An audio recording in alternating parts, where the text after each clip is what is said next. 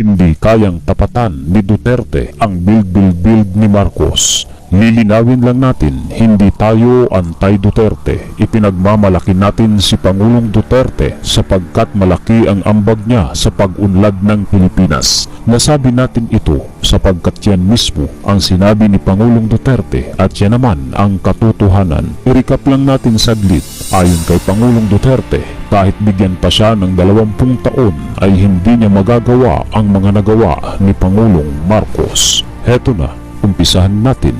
Si Pangulong Marcos ang kaisa-isang presidente ng Pilipinas na nakapagpagawa ng pinakamahabang highway sa buong bansa. Ito ay ang Pan-Philippine Highway o ang mas kilala sa tawag na Maharlika Highway o Daang Maharlika. Ang highway na ito ay may habang 3,517 kilometers. Pinagdudugtong nito ang Luzon, Visayas at Mindanao.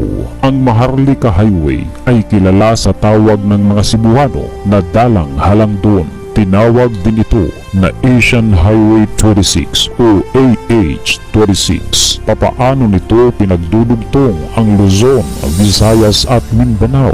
Ang Maharlika Highway ay binubuo ng network of roads, expressways, bridges, and ferry services. Ibig sabihin, kapag tawid dagat, ang mga barko ay dumadaan sa iisang ruta lamang. Ang ruta na yan ay bahagi ng Pan-Philippine Highway o Maharlika Highway. Ang Maharlika Highway ay tinaguriang principal transport backbone component of the national transport. Ibig sabihin, kapag sinabing backbone, kumbaga sa tao, ay hindi makatatayo kung wala ang buto sa likod o ang gulugod. Ang Maharlika Highway ay ang gulugod ng transportasyon sa buong bansa. Kung wala ang Maharlika Highway ay hindi makatatayo o hindi susulong ang transportasyon sa buong Pilipinas. Idagdag pa dito ang Circumferential Road 1 to 10 o ang C1 to C10 na ang pinaka-kilala nga natin sa isa sa mga ito ay ang C5. Tanging si Pangulong Ferdinand Marcos lamang ang kaisa-isang Pangulo ng Pilipinas na nakapagpagawa ng pinakamahabang highway sa buong bansa na nagsisimula sa Luzon at ang dulo ay nasa Mindanao. Dumako naman tayo sa mga tulay na ipinagawa ni Pangulong Marcos. Unahin na natin ang pinakamahabang tulay sa buong Pilipinas. Ito ay ang Candaba Viaduct Bridge. Nagsisimula ito sa Bulacan at ang dulo ay nasa Pampanga. Ipinagawa ito ni Pangulong Macoy noong 1976 at may habang 5 kilometro. Binabagtas ng tulay na ito ang Candaba Swamp at ang Pampanga River sa Inlex o ang North Luzon Expressway. Tinagurian ang tulay na ito na the major trade artery to the north. Ibig sabihin, ang tulay na ito ay pangunahing daluyan ng mga kalakal papasok at palabas ng bahaging norte ng Pilipinas. Samantala, sa magkahiwalay na taon ay 3 tulay ang ipinagawa ni Pangulong Marcos sa Leyte. Noong 1972 ay ipinagawa ang Maui Bridge at ang San Juanico Bridge na may habang mahigit 2 kilometro. Pinagdudugtong ng San Juanico Bridge ang Samar at Leyte. Noong 1975 naman ay ipinagawa ang Biliran Bridge. Ang Buntong Bridge naman sa Cagayan ay ipinagawa noong 1974. Ito ay may habang mahigit 1 kilometro. Patapat Viaduct Bridge sa Ilocos Norte noong 1986. Pinagdudugtong nito ang Ilocos Norte at Cagayan Province. Magapit Suspension Bridge sa Cagayan noong 1978. Mactan-Mandawi Bridge sa Cebu noong 1973. Old Lucban Bridge sa Cagayan noong 1968. Magdiwang Bridge sa Romblon noong 1975. Kalilayan Bridge sa Quezon Province noong 1984. Agus Bridge sa Lanao del Norte noong 1978. Amay Bridge sa Blayan Occidental, Mindoro noong 1985. Kawayan Bridge sa Sorsogon City, 1977. Don Mariano Marcos Bridge sa Dolores Abra, 1974. General Luna Bridge sa Cabanatuan, Nueva Ecija noong 1974. San Jose Bridge sa Rodriguez Rizal noong 1978. Sindangan Bridge, Sindangan Zamboanga del Norte noong 1967. Sipukot Bridge, Sipukot, Camarines Norte, 1972. Tamuntaka Bridge, Maguindanao, 1965. Wawa Bridge, Liluan, Southern Leyte, 1977. Napag-uusapan na lang din ang transportasyon noong 1972 sa bisa ng Executive Order No. 387 ay pinalaki at ipinaayos ang Manila International Airport. Noong 1977 naman ay ipinagawa ang Port of Cagayan de Oro at ipinagawa naman ang Port of General Santos City noong 1968. Sa bisa naman ng Presidential Decree No. 505 ay itinatag ang Philippine Port Authority noong 1974. Dumako naman tayo sa sektor ng enerhiya. Ito ay tungkol sa kuryente na dumadaloy sa ating mga tahanan. Noong panahon ng Pangulong Marcos ay napakarami ng power plant na ipinagawa niya upang maghatid ng kuryente hindi lamang sa ating mga tahanan kundi sa lahat ng mga establishmento at pabrika sa buong Pilipinas. Isa-isahin natin. Palimpinon Geothermal Power Plant sa Valencia Negros Oriental na ipinagawa noong 1983. Calaca Coal Power Plant sa Batangas, 1984. Magat Hydroelectric Power Plant, Isabela, 1978. Pantabangan Masiway Hydroelectric Power Plant, Nueva Ecija, 1977. Pulangi Hydroelectric Power Plant, Bukidnon, 1986. Agos 7 Hydroelectric Power Plant, Iligan City, Lanao del Norte, 1982. Agos 6 Hydroelectric Power Plant, Iligan City, Lanao del Norte, 1979. Agos 5 Hydroelectric Power Plant, Iligan, Lanao del Norte, 1980. Agos 4 Hydroelectric Power Plant, Barangay Nangka, Lanao del Norte, 1979. Agos 2 Hydroelectric Power Plant, Sagiyaran, Lanao del Sur, 1975. Kalayaan Hydroelectric Power Plant, Laguna, 1983. Angat Hydroelectric Power Plant, Bulacan, 1967. Tiwi Geothermal Power Plant, Albay, 1979. Cebu Thermal Power Plant, 1981. Leyte Geothermal Power Plant, 1977. Makiling Banahaw Geothermal Power Plant, Palawan, Laguna, 1979. Bataan Nuclear Power Plant, 1976. Ang mga nabanggit natin na hydropower plant ay hindi lang naghahatid sa atin ng kuryente, kundi naghahatid din sa atin ng daloy ng tubig sa mga gripo ng ating tahanan at naghahatid din ng daloy ng tubig sa mga irigasyon sa mga palayan sa buong Pilipinas. Ang lahat ng power plant na ito ay pinakikinabangan ng mga Pilipino mula pa noong panahon ng Pangulong Marcos hanggang sa panahon natin ngayon at maging hanggang sa susunod na henerasyon ng mga Pinoy. Dumako naman tayo sa sektor ng edukasyon. Noong panahon ng Pangulong Marcos ay maraming paaralan sa kolehiyo ang ipinatayo. Malaking bahagi ng budget ng gobyerno ang inilalaan sa edukasyon noon. Kaya naman ang ating lahi o lahing Pilipino ang tinagoy ang pinakamagaling mag-Ingles na lahi sa buong Asia. Pilipinas ang pinakamataas ang literacy rate noon sa buong kontinente ng Asia.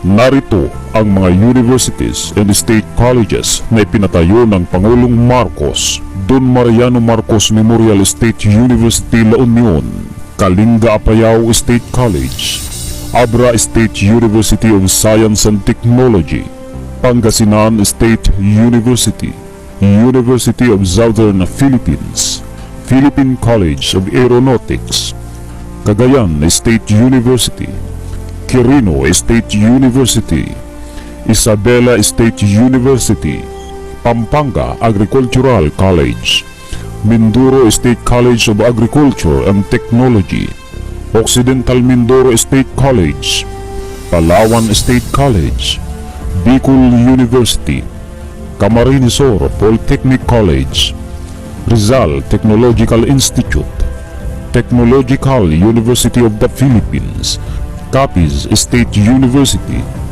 Guimaras State College; Northern Negros State College; West Visayas State University; Southern Leyte State University, Hinunangan; Southern Leyte State University, Tomas Opus; Southern Leyte State University, Bontoc; Basilan State College; Western Mindanao State University Aurora, Western Mindanao State University Diplahan, Western Mindanao State University Sibugay, Western Mindanao State University Ipil Campus, Western Mindanao State University Malangas, Western Mindanao State University Zamboanga del Sur, Western Mindanao State University Pagadian City, Western Mindanao State University Pitugo, Western Mindanao State University San Ramon,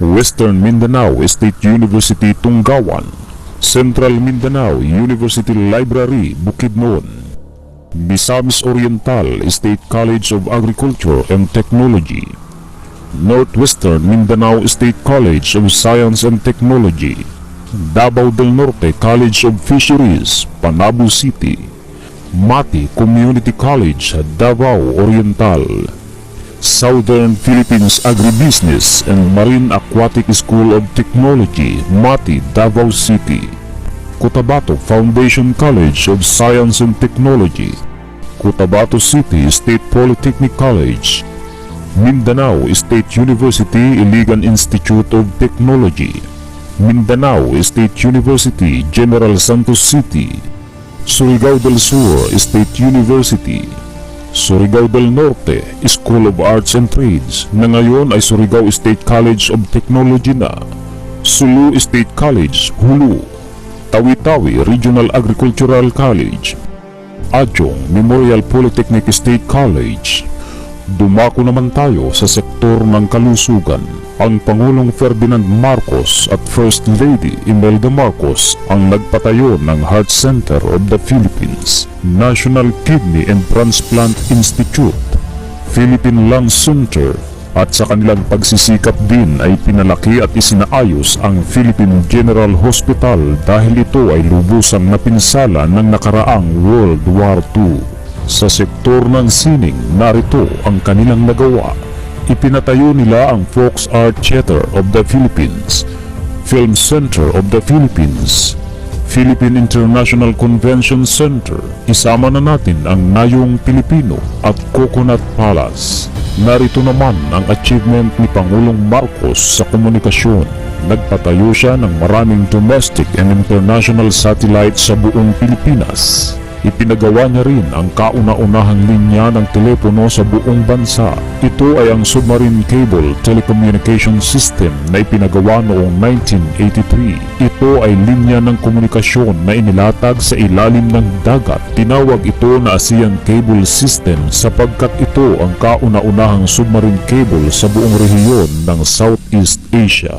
Dumako naman tayo sa mga pabahay na ipinagawa ng mag-asawang Ferdinand at Imelda Marcos sa pamamagitan ng Executive Order No. 517 noong January 9, 1979 ay itinatag ang BLIS Project o ang Bagong Lipunan Improvement of Sites and Services. Sa pamamagitan ng BLIS ay nakapagpatayo sila ng 5,016 condominium units noong 1985 at ipinamigay sa mga mahihirap na pamilyang Pilipino. Nakapagpagawa din sila ng 450,000 shelters sa buong bansa na may kasamang basic and income generating services gaya ng dagat-dagatan sa Tondo, Malabon at Navotas. Naipagawa din nila ang kauna-unahang Muslim community sa buong Metro Manila. Ito ay ang Maharlika Village sa Taguig. Naipatayo din nila ang Philippine Refugee Processing Center sa Morong Bataan na nakatulong sa 400,000 refugees. Sa pamamagitan din ng BLIS ay naitatag ang Pag-ibig Fund na isinabatas noong June 11, 1978. Ito ang naging solusyon ng pamahalaan noon para sa National Savings Program and Financing System. Ito ang nagbibigay ng oportunidad sa mga manggagawang Pilipino na magkaroon ng sariling bahay at lupa sa abot-kayang halaga. Dumako naman tayo sa modernization program ng Pangulong Marcos para sa sandatahang lakas ng Pilipinas. Noong 1965 to 1967 ay nakabili ang ating pamahalaan ng 19 units F-5-A fighter jet at 3 units F-5-B fighter jets. Ang mga piloto ng fighter jets na ito ay tinawag na Blue Diamond Aerobatic Team noong 1968. Ang Blue Diamond Aerobatic Team ay isa sa pinakanaunang formal aerobatic team sa buong mundo. Tuwing Independence Day ay nagsasagawa sila ng aerobatic show sa Himpapawid upang ipakita sa buong mundo ang kakayahan at kasanayan ng mga Pilipinong piloto hukbong pandagat. Ang ating pamahalaan noon ay nakabili ng mga Navy warships kagaya ng mga sumusunod: BRP Andres Bonifacio PF-7 1976, BRP Gregorio del Pilar PF-8 1976, BRP Gigo Silang PF-9 1976, BRP Francisco Dagohoy 1979. Warship Destroyers: BRP Raha Lacandula 1976, BRP Dato Kalanchaw PS-76 1967, BRP Dato Sikatuna PF-5 1976, BRP Raha Humabon PS-11 1978, Fleet Minesweeper BRP Dato Tupas PS-18 1975, RP Zambales at RP Zamboanga del Norte 1979, RPS Davao del Norte at RPS Davao del Sur 1979, BRP Nueva Vizcaya 1968, BRP Negros Oriental 1976. Ang Administrasyong Marcos noon ay nakabili ng 26 units amphibious warfare vessels at isang hospital ship na pinangalan ng RPS Hospital ng Tulungan 1975. Ang mga ito ay ginagamit pa rin hanggang sa ngayon, ngunit ang iba ay pinabayaan na lamang hanggang sa kalawangin at ang iba pa nga ay ibinenta bilang scrap materials ng mga sumunod na administrasyon. Sa panahon din ng administrasyon ng Pangulong Marcos ay nakagawa ang Pilipinas ng Philippine-made rocket na pinangalan ng Bongbong 1 sa ilalim ng Santa Barbara Project. Ang Bongbong 1 rocket ay isa sa mga pioneer sa buong kontinente ng Asia. Idagdag na rin natin ang Labor Code of the Philippines na isa sa mga legacy ng Pangulong Marcos. Yan ay isinibatas noong 1974 sa bisa ng Presidential Decree No. 442. Dahil sa batas na ito ay nagkaroon tayo ng 13-month pay, nagkaroon tayo ng sapat na bayad para sa ating mga overtimes, at nagkaroon din tayo ng karapatan na bumuo at sumali sa mga union.